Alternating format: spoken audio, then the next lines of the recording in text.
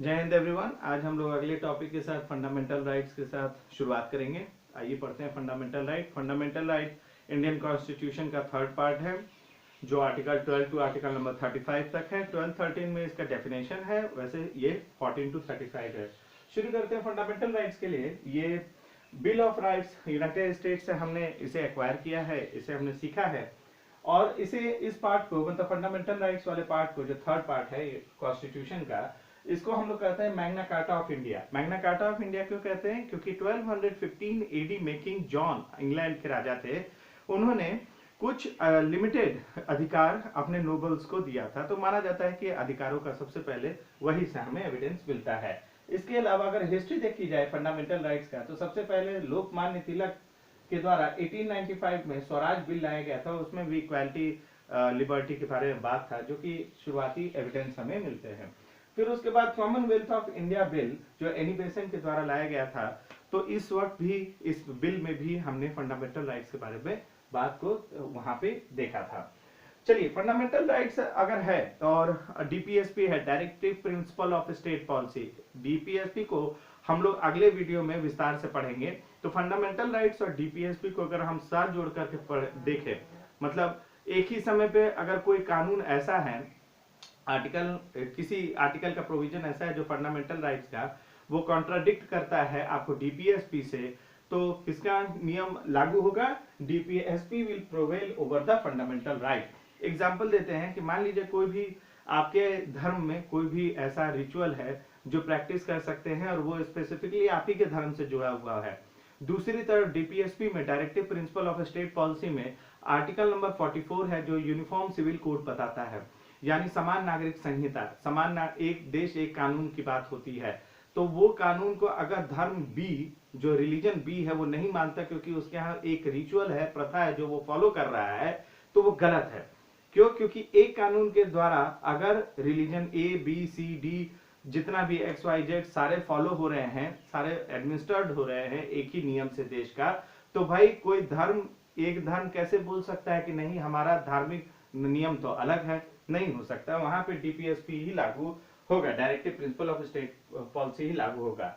चलिए आगे देखते हैं। आर्टिकल 12 में स्टेट किनको किनको बोला जाता है, राज्य के तहत किसको किसको बोलते हैं? तो government of parliament of India, government और लेजिस्लेचर ऑफ स्टेट, और वो सारे ऐसे जो अथॉरिटीज हैं जहां पे गवर्नमेंट का मौजूदगी है, गवर्नमेंट के हमको वहां पे फुटप्रिंट्स हैं, वहां पे मिलते हैं मौजूदगी, वो सारे को स्टेट्स हम बोलते हैं। अगला देखते हैं कि फंडामेंटल राइट्स का कुछ ये टोटल 6 फंडामेंटल राइट्स हैं जो सीक्वेंशियल ऑर्डर में है। ध्यान रखिएगा, आर्टिकल नंबर वाइज यहाँ से क्वेश्चन पूछता है। राइट टू प्रॉपर्टी के लिए हम लोग लास्ट में पढ़ेंगे। राइट टू प्रॉपर्टी इसी वीडियो में हम लोग लास्ट में पढ़ेंगे। सबसे पहले आते हैं कि right to equality, article number 14। देखिए राइट टू इक्वालिटी कहां से कहां तक है? आर्टिकल नंबर 14 से लेकर आर्टिकल नंबर 18 तक में इंडियन कॉन्स्टिट्यूशन में आपको शामिल है। तो आर्टिकल 14 में देखते हैं कि state shall not deny to any person equality, यानी स्टेट कभी भी, यहाँ स्टेट को डिफाइन किया गया था आर्टिकल 12 में, आप पढ़े हैं पीछे अभी, यानी किसी तरह का स्टेट डिनाइल नहीं कर सकता है और सबको equal protection of laws within the territory of India. Equal protection of law, ध्यान रखिएगा, आर्टिकल 14 में मेंशन है। क्या है इक्वल प्रोटेक्शन ऑफ लॉ? अभी हम लोग बात करेंगे उस पर भी। अच्छा, ये कहां से लिया गया है concept of equal protection of law? ये कॉन्सेप्ट लिया गया है आपको कॉन्स्टिट्यूशन ऑफ यूएसए से लिया गया है। अच्छा, इसमें concept of the rule of law, ये ब्रिटेन से था। ये रूल ऑफ लॉ क्या है? नेगेटिव कॉन्सेप्ट है। और इसी के अलावा concept of equal protection of law जो है, जो हम लोगों ने देखा है, ये पॉजिटिव कॉन्सेप्ट है। रूल ऑफ लॉ के तहत गवर्नमेंट इंटरफेरेंस ज्यादा होता है, और इक्वल प्रोटेक्शन ऑफ लॉज में है कि जो जैसा है उसको उसी तरह से डील किया जाए, उसको उसी तरह से ट्रीट किया जाए। इसके बारे में अभी हम लोग विस्तार से पढ़ेंगे। ठीक, the concept of equality before the law, equality before the law is equivalent to the second element of the concept of the rule of law, है ना। ये कॉन्सेप्ट जो इक्विवेलेंट, ये देखिएगा, इक्वालिटी बिफोर द लॉ जो है वो equivalent है second element of concept of the rule of law. इसमें भी एडी डाइसी के द्वारा ये दिया गया, ब्रिटिश जूरिस्ट थे, लेकिन एक्सेप्शंस हैं कि कुछ ऐसे महत्वपूर्ण पद है जैसे प्रेसिडेंट है, जजेस हैं, फॉरेन डिप्लोमेट्स हैं, गवर्नर्स हैं, या पब्लिक सर्वेंट है, उनको आम इंसान की तरह ट्रीट नहीं किया जा सकता। उनको कुछ इम्यूनिटी है, कुछ उनको आजादी है, कुछ उनके लिए सुरक्षा की बात है, स्पेशल प्रिविलेज की बात है। अब यहाँ पे देखते हैं कि रूल ऑफ लॉ कैसे नेगेटिव कॉन्सेप्ट है और इक्वल प्रोटेक्शन लॉ कैसे पॉजिटिव कॉन्सेप्ट है, और इक्वालिटी बिफोर लॉ जो रूल ऑफ लॉ का सेकेंड एलिमेंट है वो उसको एडी डाइसी ने क्या बताया है। आइए अगले स्लाइड पे चलते हैं। तो हम देखते हैं रूल ऑफ लॉ 3 हिस्से में डिवाइडेड है। पहला कि एब्सेंस ऑफ आर्बिट्रेरीनेस पावर, यानी सरकार के द्वारा बहुत ज्यादा मनमानी ताकत नहीं होना चाहिए, बहुत ज्यादा आर्बिट्रेरीनेस के अलावा सुपरमेसी ऑफ लॉ के चक्कर में कहीं बहुत ज्यादा इंटरफेरेंस अधिकारों में नहीं होना चाहिए। वहां पर जस्टिस जो है, लोगों को जो न्याय मिलना चाहिए वो किस आधार पर मिलना चाहिए, नोन प्रिंसिपल्स ऑफ लॉ, यानी प्रिंसिपल जो सिद्धांत है, कानूनों के जो बेसिक सिद्धांत है उनके आधार पे न्याय मिलना चाहिए, न कि मनमानी, आर्बिट्रेरियस और वाइड डिस्क्रिशनरी पावर, यानी सरकार की जो विवेकाधीन शक्ति है, सोचने की शक्ति की ऐसा होने पर ये क्या हो सकता है तो इसीलिए वो हटा दो, यानी अधिकारों में इस तरह से सरकार को इतना इंटरफेरेंस नहीं करना चाहिए, एब्सोल्यूट सुपरमेसी नहीं। दूसरा है इक्वालिटी बिफोर लॉ, इसमें है कि कोई भी कानून से ऊपर नहीं है और सब पर ऑर्डिनरी लॉ यानी सामान्य कानून लगेगा। ठीक है, सामान्य कानून लगेगा जो कि सामान्य कोर्ट्स के द्वारा बताए जाते हैं, ध्यान दीजिएगा। लेकिन यहाँ पे तो भाई थोड़ा सा ये होता है ना कि जजेस हैं, प्रेसिडेंट हैं, गवर्नर्स हैं, तो उनके लिए तो ऐसा नहीं ना होता है। आप प्रेसिडेंट और गवर्नर को आप कोर्ट में नहीं ले जा सकते हो खींच करके कि नहीं चलिए आपके ऊपर अपराध सिद्ध होता है, ऐसा ये नहीं किया जा सकता। उनको कुछ इम्यूनिटी दिया हुआ है, तो इक्वालिटी बिफोर लॉ में वो एक्सेप्शन है।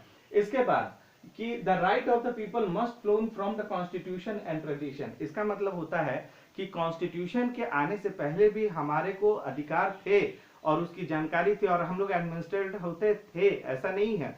यहाँ पे बस कॉन्स्टिट्यूशन आने के बाद ये कॉन्सिक्वेंस है अधिकारों का, देखिएगा कॉन्सिक्वेंसेस ऑफ राइट, और इसे कोडिफाई यानी लिखा गया और लीगल प्रोटेक्शन की बात कही गई आपको कॉन्स्टिट्यूशन में। लेकिन जरा सोचिए कि 500 साल पहले क्या आपके पास कॉन्स्टिट्यूशन था, 1000 साल पहले कॉन्स्टिट्यूशन था, लेकिन हमारे यहाँ ये माना जाता है कि भाई आप कहीं अपराध करोगे तो आपको पाप लगेगा, आप नरक में जाओगे, ऐसे जो कॉन्सेप्ट रहे आपको हमेशा से कस्टम सिखाते रहा है, प्रथाएं सिखाते रही हैं, तो इसकी वजह से भी आप बहुत अपने भी इससे सचेत रहते थे, आप जागे हुए रहते थे, कोई गलत काम नहीं करते थे।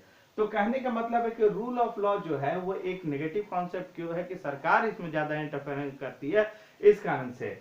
लेकिन इसके उलट equal protection of the laws है, वो कहता है, अमेरिकन कॉन्स्टिट्यूशन से लिया गया है, वो कहता है कि भैया देखो ऐसा है कि जो जिस तरह का है उसको उस तरह से ही ट्रीट करो। जैसे कि मान लीजिए अगर एजुकेशनल बैकवर्ड है, ठीक, उसको किसी तरह का हमको रिजर्वेशन देना है। एजुकेशनली बैकवर्ड में तो कोई भी हो सकता है, लेकिन अगर मान लीजिए कुछ लोग हैं जैसे कास्ट वाइज अगर हम देखें तो अगर हम लोग निचली कास्ट जो है, डाउन ट्रोडन सोसाइटी है, उनको अगर रिजर्वेशन दिया जा रहा है क्योंकि वो सोशली एजुकेशनली बैकवर्ड है, और दूसरी तरफ जनरल है, जनरल अपना डेवलपमेंट कर लिया है तो उनको रिजर्वेशन क्यों दी जाए। तो और दूसरी तरफ जो सोशली बैकवर्ड है, एजुकेशनली बैकवर्ड है, उनको रिजर्वेशन दिया जाएगा। तो रिजर्वेशन क्या, एक तरह के वो जैसे वो लोग हैं उन तरह के लोगों में इक्वालिटी लाई जाए। मेरी बात समझिएगा, ऐसा नहीं कि सभी को रिजर्वेशन दिया जाएगा, एक तरह के लोगों में इक्वालिटी लाई जाए। पहले कैटेगराइजेशन किया गया, यहाँ क्लासिफिकेशन ऑफ पीपल है, कैटेगराइजेशन पीपल है, कैटेगराइजेशन ऑफ पीपल। अब जरा सोचिए, बड़े इंडस्ट्रियल हाउसेज हैं और एक सामान्य आदमी है, दोनों के इनकम में भाई डिफरेंस तो होगा ही दोनों के इनकम में, तो क्या वो सामान्य इंसान भी टैक्स उतना पे करेगा जितना कि वो इंडस्ट्रियल हाउस या बड़े बड़े बिजनेस हाउसेस पे करेंगे? नहीं।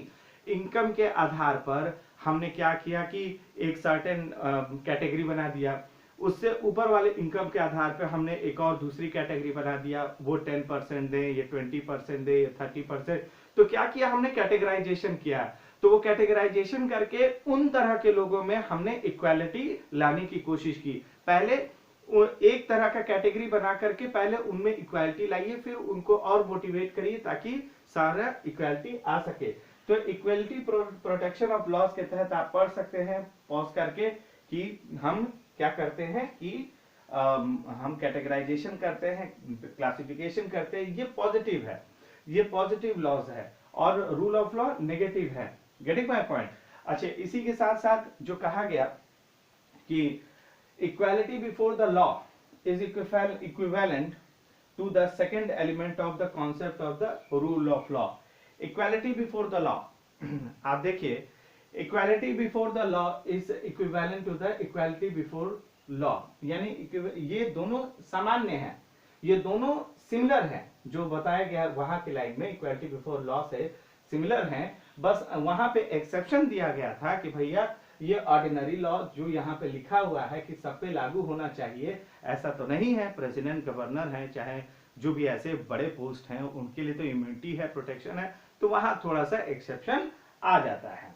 चलिए आगे चलते हैं, आते हैं आर्टिकल 15 राइट इक्वालिटी के तहत में किसी भी आधार पर डिस्क्रिमिनेशन ग्राउंड्स दिया गया है। इसमें बेसिकली ग्राउंड्स दिया गया है जिस पर race, religion, caste, sex, place of birth, इस आधार पे आप किसी भी तरह से आप कहीं से भी नहीं कर सकते आप डिस्क्रिमिनेशन।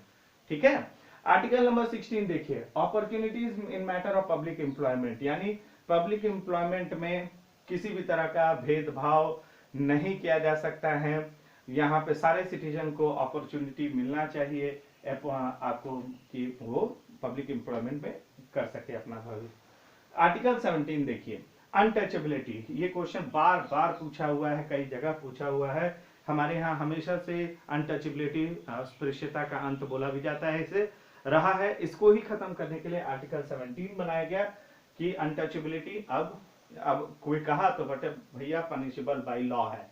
आर्टिकल 18 आइए, एबॉलिशन ऑफ टाइटल्स, ये जितने होते थे राय बहादुर, महाराजा धीराज, सम्राट, इस तरह से करके जो ऐसा टाइटल जो आपको अलग लोगों से एक अलग दिखाता था, उसे खत्म कर दिया गया भारत में। अब वो टाइटल्स का इस्तेमाल नहीं कर सकते आप, और यहाँ पे ये लागू नहीं होता किन पर, भारत रत्न, पद्म विभूषण, पद्म भूषण, पद्मश्री, ऐसे टाइटल्स पे ये लागू नहीं होता। ये इसका आप इस्तेमाल करते हैं क्योंकि ये आपके एफर्ट से आया है, वो नहीं कि जो आपको सम्राट है, महाराजा धीराज है, यहाँ के बाहुबली हैं, ऐसा हम नहीं बोल सकते। टाइटल का इस्तेमाल आप नहीं कर सकते हैं। इसके अलावा आइए नेक्स्ट अधिकार, right to freedom, article 19 to 22 है। 19 के तहत freedom of speech and expression होता है, बोलिए, ड्राइंग बनाइए, डिबेट करिए, कुछ करिए, आप भावनाओं को प्रदर्शित करिए, एक जगह एक सेकंड देखिएगा, फ्रीडम में ही असेंबल होइए एक जगह, लेकिन हथियारों के साथ नहीं। अपना एसोसिएशन, यूनियन बनाइए, ग्रुपिंग करिए, कोई दिक्कत नहीं है। पूरे टेरिटरी ऑफ इंडिया में कहीं भी आइए जाइए, कुछ भी करिए, कोई दिक्कत नहीं।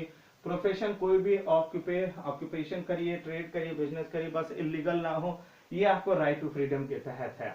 राइट टू 20 के ऊपर है कि भैया देखिए कुछ जरूरी रीजनेबल रिस्ट्रिक्शंस है जिनके आधार पर आपको गिरफ्तार किया जा सकता है। अगर रीजनेबल रिस्ट्रिक्शन क्या है, security of the state, friendly relation with the foreign state, public order, decency, morality, contempt of court, defamation, कुछ ऐसे सब्जेक्ट हैं जिसके विरुद्ध अगर आप कोई कार्य करते हैं तो वहां पर स्टेट आपको गिरफ्तार कर सकती है, क्योंकि भाई इससे बुरा प्रभाव पड़ता है। आर्टिकल 21 क्या है, deals with the protection of life, आपका लाइफ नहीं छीना जाएगा आपसे जब तक कि तय किए गए कानून से ही छीना जा सकता है। पर्सनल लिबर्टी, आपकी खुद की स्वतंत्रता, कहीं आ जा सकते हैं, कहीं उठ बैठ सकते हैं, पानी पी सकते हैं, कहीं मतलब आपको पर्सनल लिबर्टी दिया गया है, आपको व्यक्तिगत आजादी है, वो आर्टिकल 21 में है। 21A ये क्वेश्चन पूछा हुआ है, फ्री एंड कंपलसरी एजुकेशन है। किस ईयर के बच्चों के लिए, 6 to 14 ईयर्स के बच्चों के लिए फ्री एंड कंपलसरी एजुकेशन है। 22 क्या है, against arrest and detention in certain cases, यानी इसके तहत है कि आप कुछ केसेस आप ऐसे अरेस्ट नहीं कर सकते हैं, अरेस्ट में भी कुछ आपको पैरामीटर्स का ध्यान रखना होता है कि अरेस्ट करने में आप शाम के बाद अरेस्ट किसी वुमेन का नहीं कर सकते, थाने पे नहीं बुला सकते, आपको कारण बताना होता है अरेस्ट से पहले। तो ये आपको आर्टिकल 22 के तहत आपको करना होता है, पुलिस को बताना पड़ता है। नेक्स्ट आइए अधिकार, right against exploitation, article number देख लीजिए। अगेंस्ट एक्सप्लॉयटेशन में है, सबसे पहला है कि छोटे बच्चों को फैक्ट्रीज में आप इस्तेमाल नहीं कर सकते हैं, ध्यान रखिएगा। ह्यूमन ट्रैफिकिंग, जो इंसानों को ऑर्गन्स के लिए या गलत कामों के लिए जो इंसानों को खरीद बेचा जाता है, ऑर्गन्स के लिए भी तो ज्यादा ही आजकल होता है। तो ह्यूमन ट्रैफिकिंग, चिल्ड्रंस का एम्प्लॉयमेंट जो 14 साल से छोटे बच्चे हैं, और साथ में फोर्स लेबर, बेगारी यानी जबरदस्ती का उनसे काम करवाना और उनको वेजेस कम देना, ये तीनों पर प्रतिबंध है, याद रखिएगा, ये इसके तहत आता है। Right to freedom of religion, कोई भी प्रोफेशन, प्रैक्टिस, प्रोपगेशन अपने धर्म का करिए, रिलीजियस अफेयर है, ये आपका टोटल पर्सनल इश्यू है, इस पर कोई कुछ नहीं कहेगा। 27 में deals with the freedom as to payment of taxes, यानी ये दिया गया है कि भाई देखिए आप अपना टैक्सेस फ्री रखिए, धार्मिक कार्य के लिए है, कोई दिक्कत नहीं, ठीक है।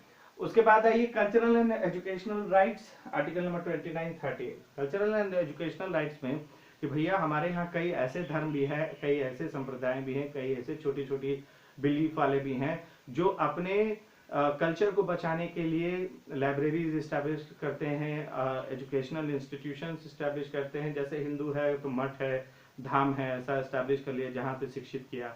इस्लाम है तो वहाँ पे उन्होंने मदरसे स्थापित कर लिया। क्रिश्चियन है तो मोनास्ट्री इस्टेब्लिश कर ली, है ना। बुद्धिस्ट है तो मोनास्ट्री इस्टेब्लिश कर ली। तो इस तरह से करके अपने धर्म को बचाने के लिए आप इस्टेब्लिश कर सकते हैं। इसके बाद लास्ट जो है right to constitutional remedy, article 32, ये सोल ऑफ इंडियन कॉन्स्टिट्यूशन है, आपको बी आर अम्बेडकर साहब के द्वारा बोला गया था, जिसके तहत आप सुप्रीम कोर्ट या हायर कोर्ट्स में जाते हैं कि इन अधिकारों में से कोई भी वायलेट होता है तो आपको न्यायपालिका में जाने का अधिकार है। और जो सुप्रीम कोर्ट है, वो जो हायर कोर्ट्स होती है, सुप्रीम कोर्ट के साथ हायर कोर्ट्स भी होती है, वो रिट्स यानी रिटन ऑर्डर भी जारी कर सकती हैं। Habeas corpus, mandamus, prohibition, certiorari, warranto, ये आदेश है। क्या होते हैं ये जुडिशियल प्रोसेस में, जुडिशरी वाले वीडियो में हम लोग इसको क्लियरली पढ़ेंगे। बस ये समझ लीजिए ये कमांड्स है, ये आदेश है जो जारी किया जाता है। आपके अधिकार जाएंगे तो आप आर्टिकल 32 का ही प्रयोग करते हैं। Right to privacy article number 21 में है, आर्टिकल नंबर 21 के तहत ही कवर करता है इस तरह का। अच्छा, यहाँ पे एक चीज और कि जो मैं बात कर रहा था राइट टू प्रॉपर्टी का, आजादी के बाद जो राइट टू प्रॉपर्टी था वो आर्टिकल नंबर 31 में शामिल था। और ये आजादी के बाद तो ये 7वां राइट था, राइट टू प्रॉपर्टी। इसके तहत क्या था कि आप अपने जो प्रॉपर्टी है, जमीन जायदाद है, उसको बचा सकते थे, क्योंकि गवर्नमेंट का काम है कि इंफ्रास्ट्रक्चरल डेवलपमेंट करना गवर्नमेंट का काम था। तो उसमें सरकार आपसे जमीन लेती, लेकिन आप अपनी जमीन नहीं देते क्योंकि ये आपको फंडामेंटल राइट था। तो सरकार ने क्या किया कि भैया आपसे आपकी जमीन को लेने के लिए उसने सबसे पहले फंडामेंटल राइट में से राइट टू प्रॉपर्टी को आर्टिकल 31 से उठाया और आर्टिकल नंबर 300A में उठा करके डाल दिया। इससे क्या हुआ कि ये अब एक लीगल राइट है। ध्यान रखिएगा, पहले ये फंडामेंटल राइट था, अब ये लीगल राइट हो गया। जो पहले आर्टिकल 31 में था, अब ये 300A में है। 44th कॉन्स्टिट्यूशनल अमेंडमेंट 1978 के बाद अब ये लीगल राइट है, यानी अब इसका कानूनी पहलू देखा जाएगा, ना कि ये जन्म से आपका अधिकार होगा, है ना। सरकार आप प्रॉपर्टी आपकी ले सकती है, अपने इंफ्रास्ट्रक्चरल वर्क के लिए, डेवलपमेंट के लिए ले सकती है, मतलब पॉसिबिलिटी है, यहाँ पर आप मना नहीं कर पाएंगे। तो इस तरह से आज हम लोगों ने फंडामेंटल राइट्स वाले पार्ट को देखा। फंडामेंटल राइट्स में ये जरूरी होता है कि आर्टिकल के अनुसार याद रखें, इंपॉर्टेंट आर्टिकल से पूछता है। फिर उसके बाद सिक्वेंशियल ऑर्डर में आपको पता होना चाहिए कि कौन से अधिकार कब आते हैं। पहले टोटल 6 अधिकार ही हैं, 6 राइट्स ही हैं, उसको हमको सिक्वेंशियल ऑर्डर में याद रखना होता है। और इसके बाद फंडामेंटल राइट्स के बाद हम लोग अगले वीडियो में अगला चैप्टर देखेंगे, डीपीएसपी को पढ़ेंगे। तो जितने हैं इनको पॉज करिए, इनके बारे में थोड़ा और नॉलेज को ग्रहण करने के लिए थोड़ा और रिसर्च कर सकते हैं आप। हालांकि मैंने जितना प्रयास किया है कि सारे फैक्ट्स को कलेक्ट करके मैं आपको दिखाऊं, ये सारे लगभग मैंने फैक्ट्स को कवर किया है। देखें, समझें और एंजॉय करें, क्योंकि ये बहुत सारी चीजें इंटरेस्टिंग टॉपिक है। फिर मिलेंगे अगले टॉपिक के साथ। अभी के लिए जय हिंद एवरीवन।